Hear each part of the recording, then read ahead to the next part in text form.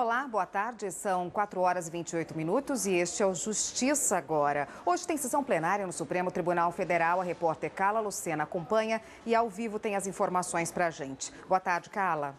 Olá, Érica. Boa tarde para você, boa tarde a todos. E nessa primeira parte da sessão plenária, inclusive dizendo que foi a primeira, do novo presidente do STF, o ministro Dias Toffoli, os ministros concluíram o julgamento de um recurso que trata sobre a possibilidade de um servidor público militar ser matriculado em uma universidade pública no caso de transferência. E aí ele foi transferido para uma nova localidade. Como não havia uma faculdade particular neste caso, ele então foi matriculado numa universidade pública. A Universidade Federal do Rio Grande, que é um município do Rio Grande do Sul, questionou essa decisão e o Tribunal Regional Federal disse que ele deveria, então, ser matriculado por ser uma transferência compulsória, ou seja, obrigatória. Então, ele teria assegurado esse direito à matrícula.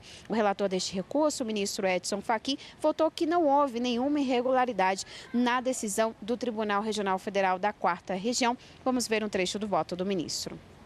Na situação limite, em que não é possível ao servidor exercer o seu direito à educação, tanto o direito à educação invocado pelo Estado, quanto o que solicitam os servidores têm o mesmo conteúdo, razão pela qual, dada a ausência de outras opções fáticas, deve a jurisdição constitucional guardar deferência em relação à opção normativa realizada pelo legislador. Os demais ministros acompanharam o relator e o único a divergir foi o ministro Marco Aurélio. A cobertura completa da sessão plenária de hoje você acompanha logo mais no Jornal da Justiça, segunda edição. Volto com você, Érica.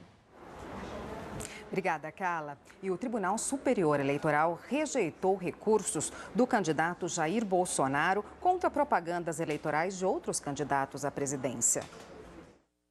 Os ministros do Tribunal Superior Eleitoral negaram recursos da coligação que tem Jair Bolsonaro como candidato à presidência da República para tirar do ar trechos da propaganda eleitoral de Geraldo Alckmin, que disputa a presidência pela coligação para unir o Brasil. Por maioria, o plenário entendeu não haver irregularidade na propaganda do candidato do PSDB.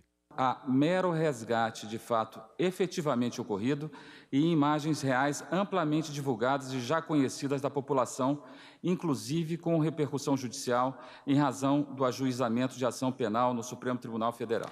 O plenário também negou um processo em que Jair Bolsonaro acusava a coligação O Povo Feliz de Novo, que tem como candidato Fernando Haddad, de veicular propaganda eleitoral ilegal com a participação do ex-presidente Luiz Inácio Lula da Silva. Nota-se que a participação do ex-presidente Lula limita-se à condição de apoiador de Fernando Haddad, não traduzindo, ao meu entender, a posição de candidato ao cargo de presidente da República. Ao meu sentir, a propaganda eleitoral impugnada é apresentada em linguagem compatível com o jogo eleitoral e são observadas limitações impostas nos autos do registro de candidatura já citado. O plenário deferiu o registro de candidatura de José Erivardo da Silva. José teve o registro como candidato a deputado estadual por São Paulo negado pelo TRE do Estado, por ser deficiente visual e não ter apresentado o comprovante de alfabetização em braille. Mas o relator do caso no TSE, ministro Luiz Roberto Barroso, entendeu que o documento não era necessário. Isso porque o candidato perdeu a visão na fase adulta e já alfabetizado, como ficou comprovado no processo. No caso, o candidato com deficiência visual adquirida comprovou sua alfabetização por meio de declaração de escolaridade de próprio punho, firmada na presença de servidor da Justiça Eleitoral. Ficou demonstrado, portanto, que possui capacidade mínima de leitura e escrita, devendo ser afastada a causa de inelegibilidade prevista no artigo 14, parágrafo 4º da Constituição. Não há que se exigir alfabetização em braille de candidato deficiente visual para fins de participação no pleito. A Justiça do Rio de Janeiro condenou um coronel da Polícia Militar por lavagem de dinheiro.